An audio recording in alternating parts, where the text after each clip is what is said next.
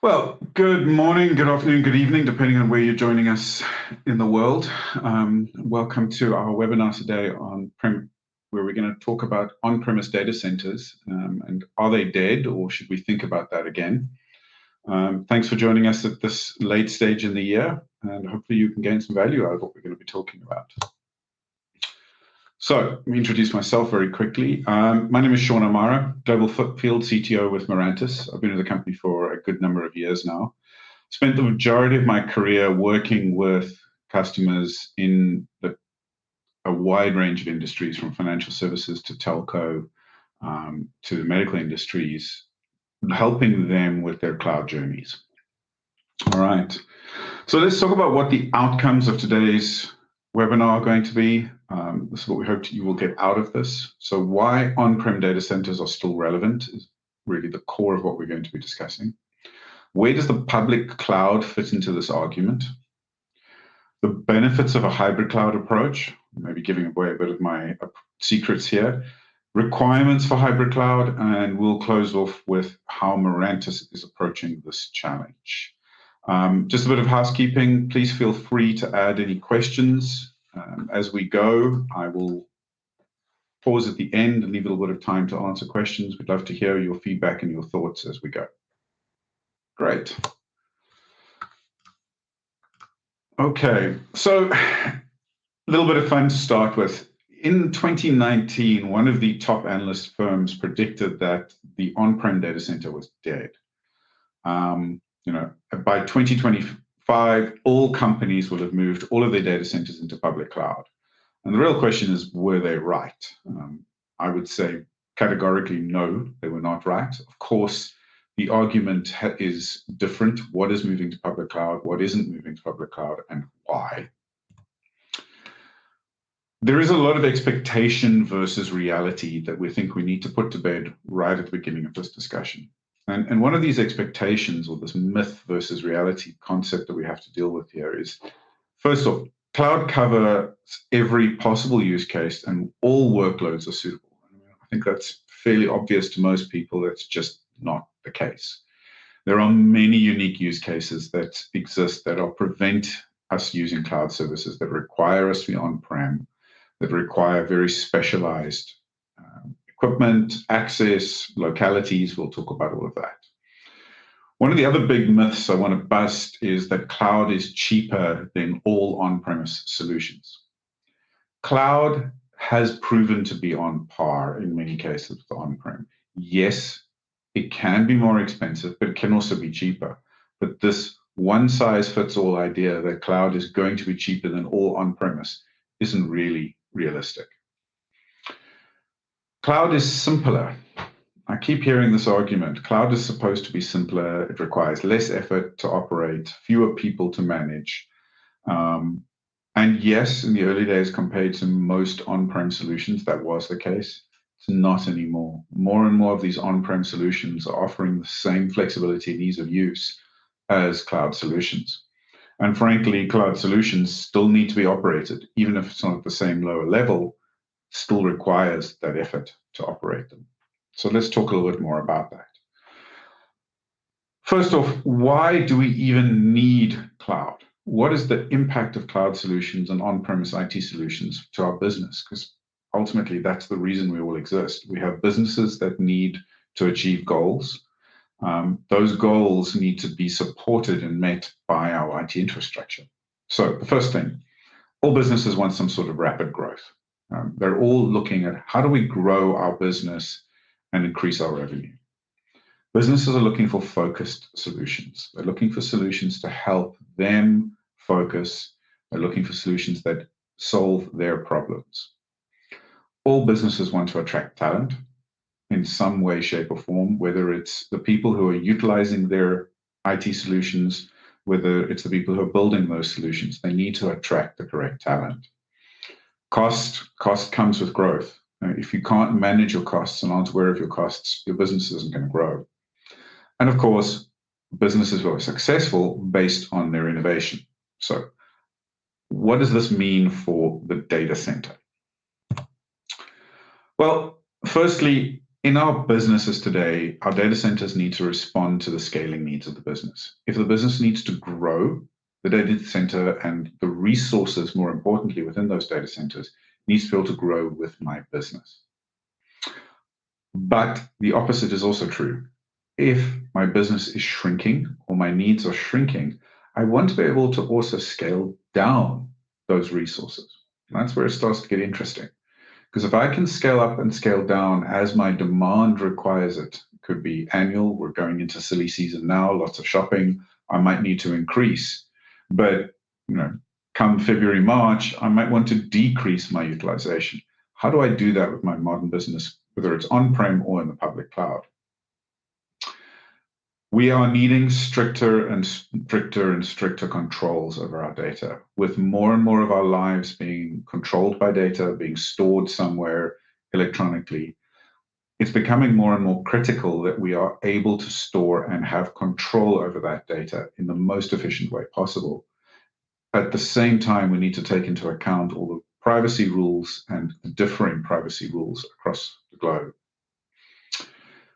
We have to take into account, especially for modern data centers, the need for low latency access to data or systems or compute platforms.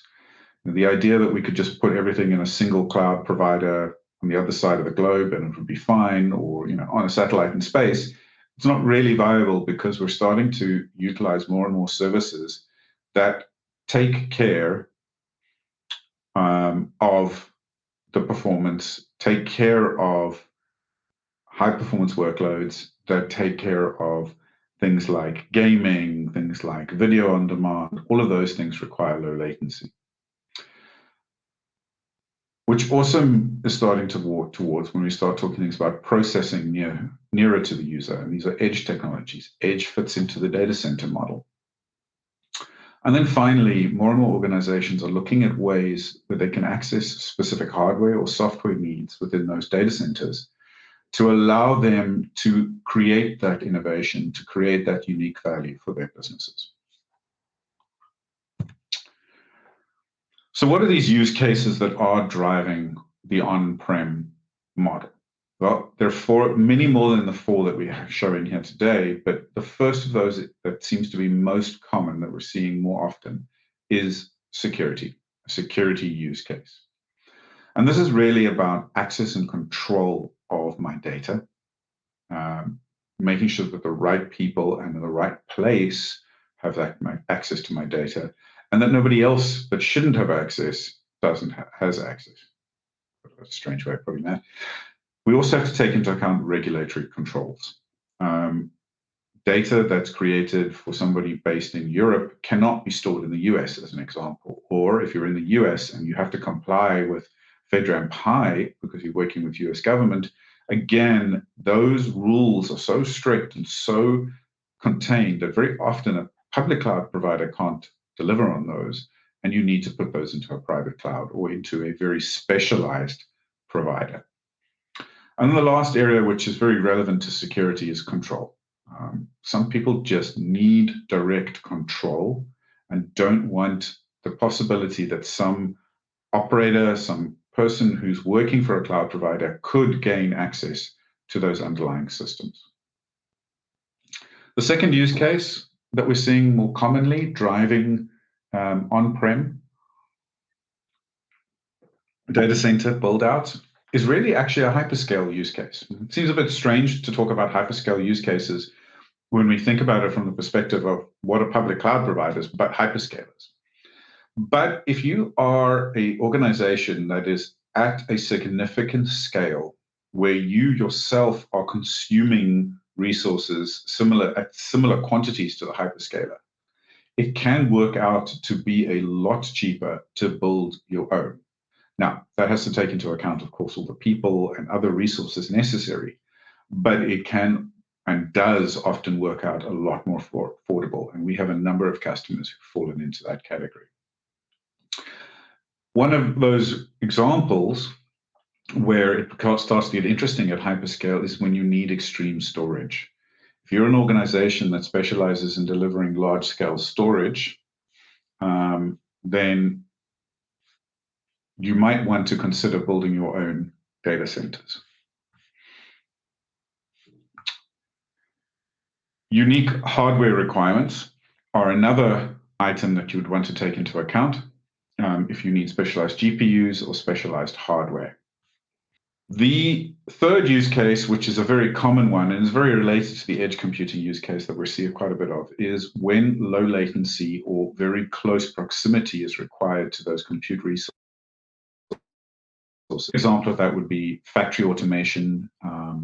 We're seeing customers who are building small data centers right at factory sites being used for IoT type devices or factory automation devices where they have a large or very tight feedback loop with very low latency requirements between the processing, and they cannot take the risk of moving that off site. Other low latency use cases are gaming or real-time automation use cases. And then I've mentioned the industrial automation type use cases, but also things like automated cars, where there's processing happening between them and the streets and the components around that. Finally, edge computing, which is very much related to a lot of the low latency work. A lot of the edge computing requires small data centers, and by small, we can be sometimes at the edge, we see use cases that are using 30, 40, 50 or more compute nodes. And that workload is where we're talking pre-processing quite a lot, aggregation of risk, where you want to do the processing as close to the user as possible, or reduction of bandwidth necessary to reduce the impact on broadband networks.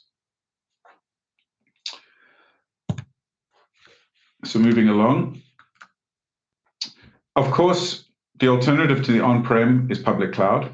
Public cloud comes with a number of challenges which we have to take into account, and we'll talk about the positives of public cloud in a second. But public cloud, like some on-prem, comes with a lock-in. A lot of public cloud providers require that you use proprietary APIs. They have data transfer costs to get out, or even sometimes to get your data into those public clouds. You're going to be paying a lot of money one way or the other.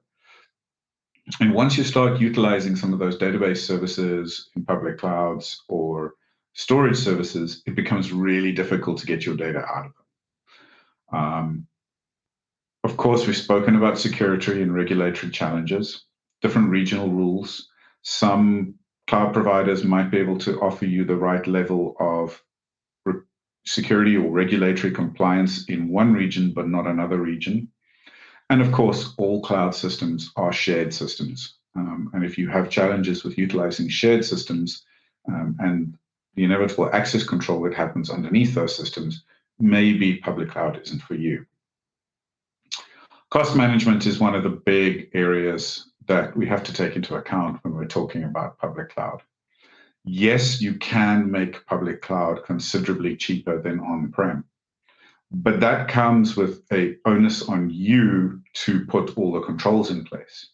And of course, when you say to your developers, when you say to your operators, hey, you just want to burst, that comes with a cost, because every time you burst, every time you grow, every time you leave a workload running that doesn't need to be running, it comes at a cost. And of course, it's not fixed like it would be on-prem. And you've got to deal with the inevitable growth of data, which leads to a growth in the amount of storage that you're paying for, which all needs to be controlled and managed very effectively. And of course, whilst many of the big cloud providers are now starting to offer for specific types of GPUs or compute platforms, if you have very specialized needs, or you need to plug in very specialized networking or encryption devices or other hardware-based devices, you're going to struggle to do that on most public cloud providers. Now, of course, public cloud has its advantages, and we cannot ignore those when having a conversation about cloud and the challenges of building up data centers.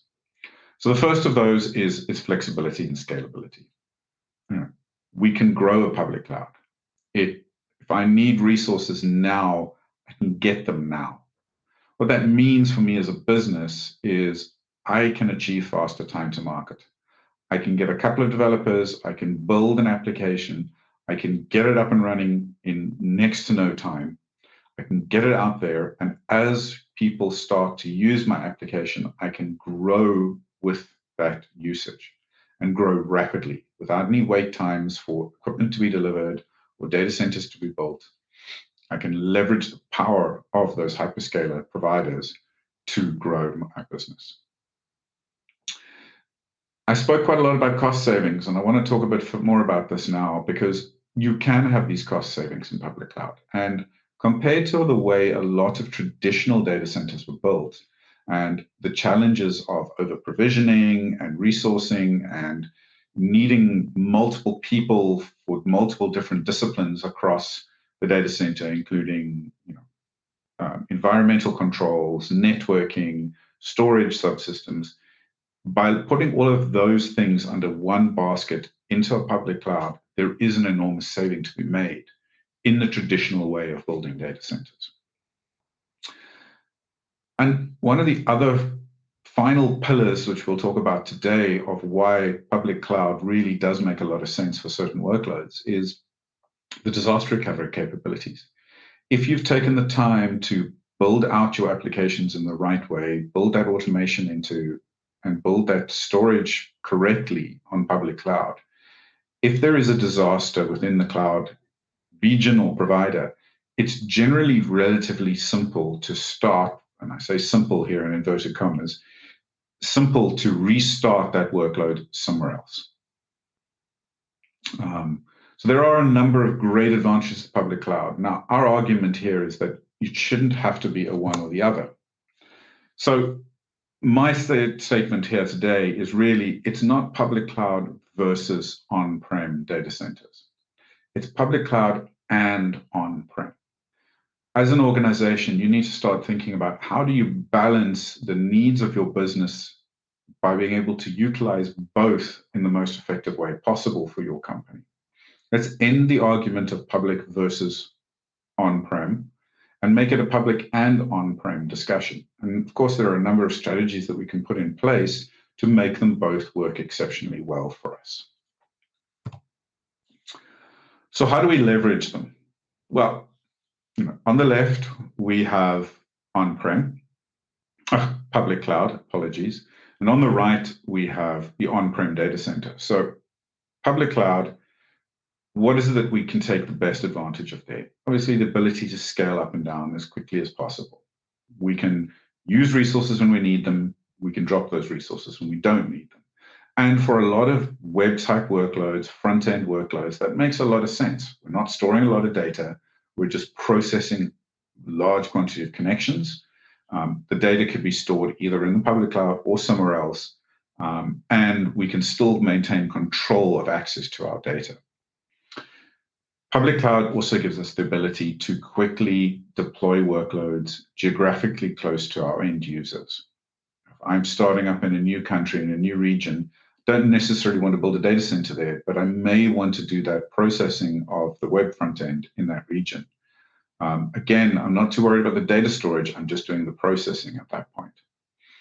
And of course, it does give us that infrastructure redundancy that we spoke about as one of the advantages for public cloud.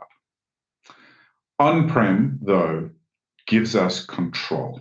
I mean, that's really the core value of on-prem. We get control of our data.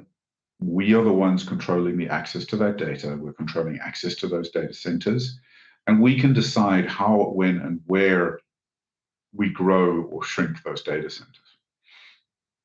We do get cost control. I would almost say cost containment here. Yes, there is upfront cost that has to be spent. But once it's spent, it's spent. We're not going to potentially get a bill that's 3 times as much next month as last month because we suddenly used a bit more data.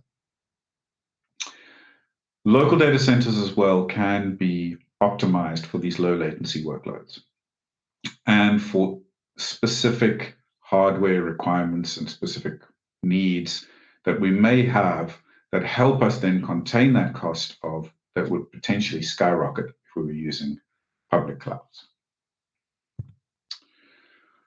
So let's move on a little bit and talk about what are the requirements if we really want to build a hybrid data center model for our business. And there are 4 key areas which we want to take into account. The first of those is we need to have centralized management across both the on-prem and public cloud.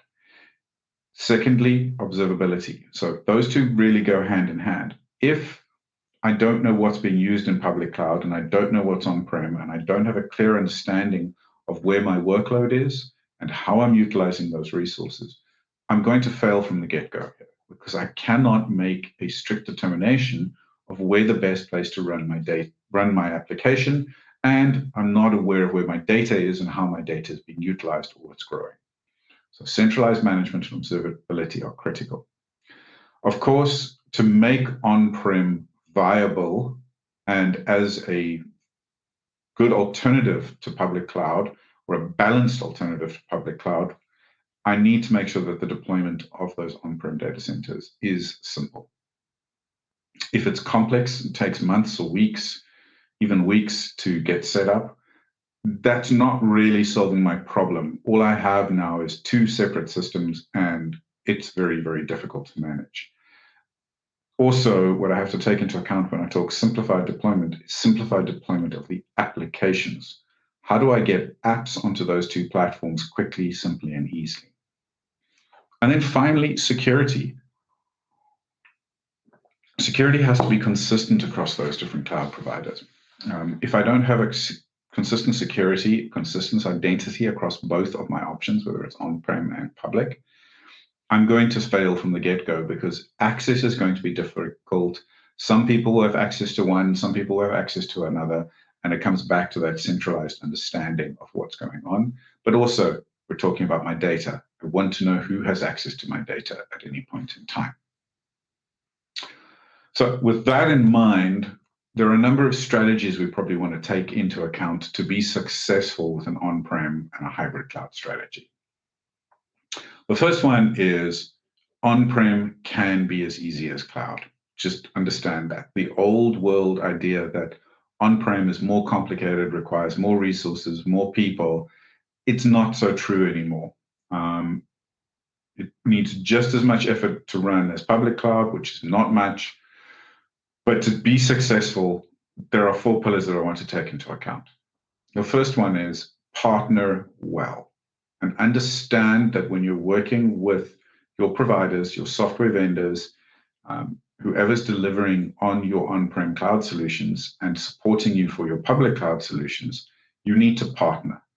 Partner with your managed services providers. And I think that's also important. We're talking about managed services providers here. We want companies that have got both software and management solutions.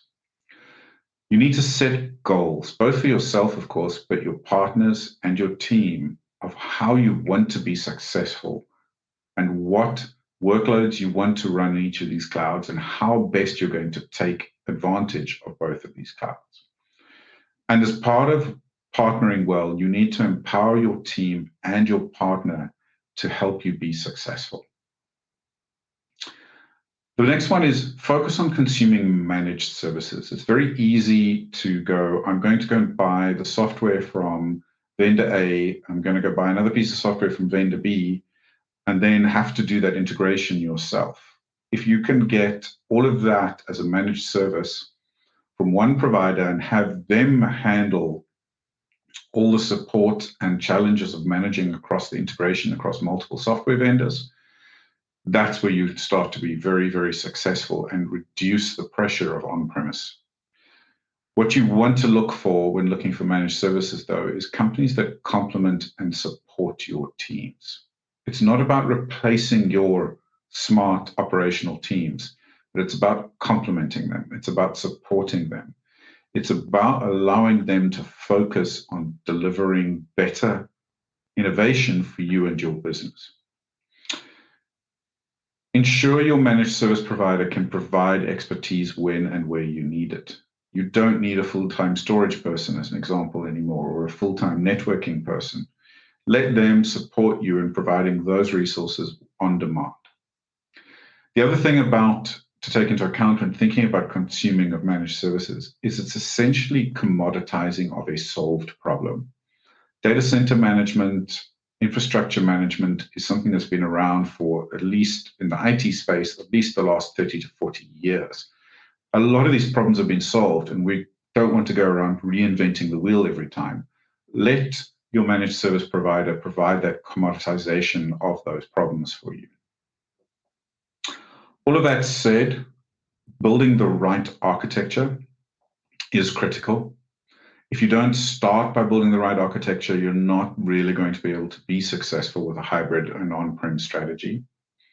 So you need to clearly define and be clear about the separation of your service domains.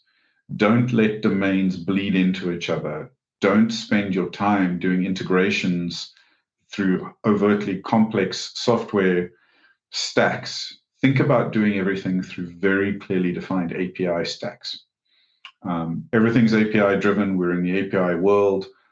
In future, we'll talk a little bit more about API sprawl a little bit, but ultimately try and interact through common APIs, try and build common standards, create separations between your application space and your infrastructure space to give you that flexibility. And what's critical when you're thinking about your architecture, be prepared to support multiple platforms. I used multiple platforms here specifically. We both mean multi-cloud, but also your on-prem platforms so that you can work and deliver applications effectively across these multiple environments and move them when you need to.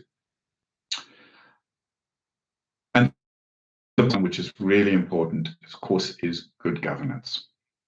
If you don't build a good governance plan for your organization and for your IT structure from the get-go, you're going to find it really hard to be successful. Think about how you can develop a single stack of interlinked SLAs for all of these services. Think about who's going to drive those SLAs. Think about how your managed partner could support you for that.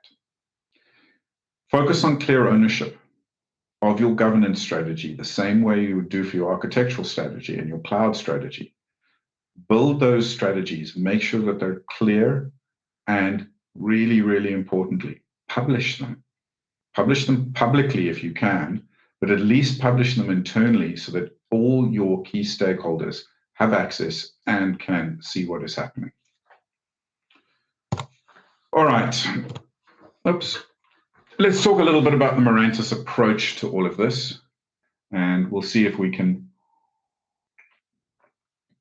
wrap up with a bit of clarity about how we see this working and how we're delivering on this promise for our customers today. So to start with, I want to introduce the concept of zero ops.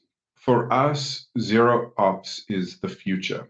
It's the way of running both on-prem data centers and your public cloud in the most efficient way.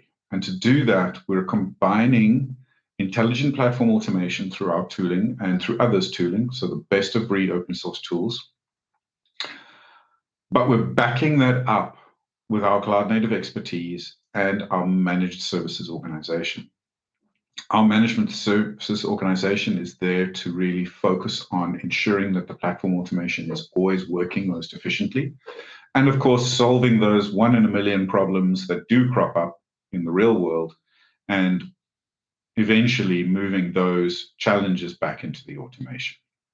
The idea of zero ops is the future for everything that Mirantis is focusing on. What does it deliver and how do we deliver with this? So if we focus on 3 areas, first one is managed services, and the zero ops concept gives us guaranteed outcomes. It allows you as an organization to put trust in the IT systems, put trust that your applications are going to be working at all times, and to give you those outcomes that you need to be successful. It also allows you to focus by taking on the responsibility for all those underlying systems, all those underlying tools, underlying CI/CD systems, infrastructure management tools, and the list can go on.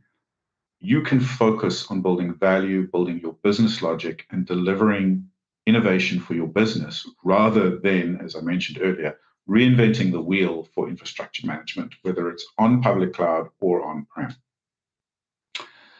Obviously, the output of this is speed. You can move faster. You can leverage what other people have learned so that you can continue to build value for your business. We do this by taking on the full deployment, operations, and ultimate management, giving you back the gift of time to be successful.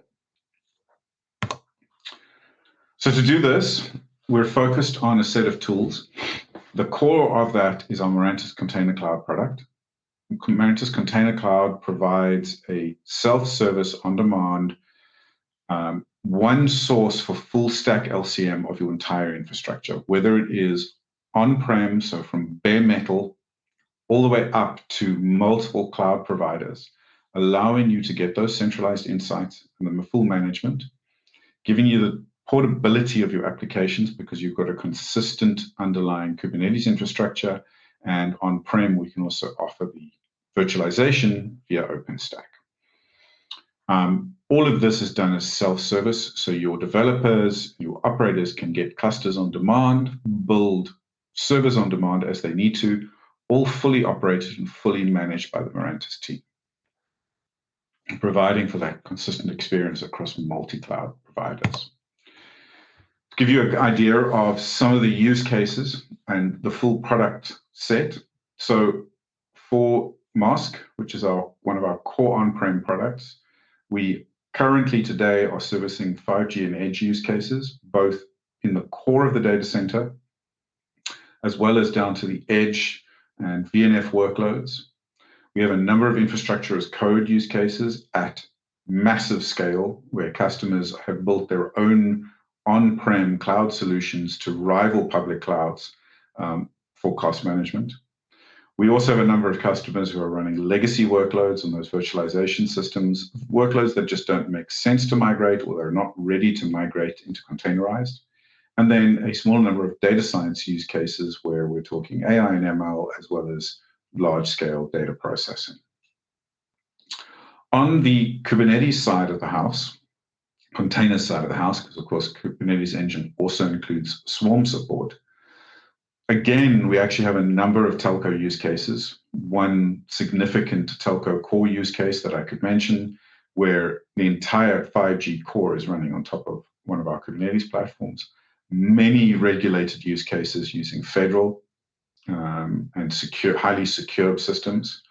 A number of hybrid cloud where customers are running both on-prem as well as in the public cloud, as well as across multiple co-located data centers, allowing them to move their workloads on demand. All of the visibility for these systems are provided through Stacklight, and all the container visibility from Kubernetes is provided with Lens. And then from a security perspective, we offer a Mirantis Secure Registry, which allows you to store and manage your container images, YAML files, and anything else you may need to store for your environments. So that concludes the presentation for today. I appreciate everyone's time. I don't know if there are any questions. Okay, great. Well, we can wrap it up here then.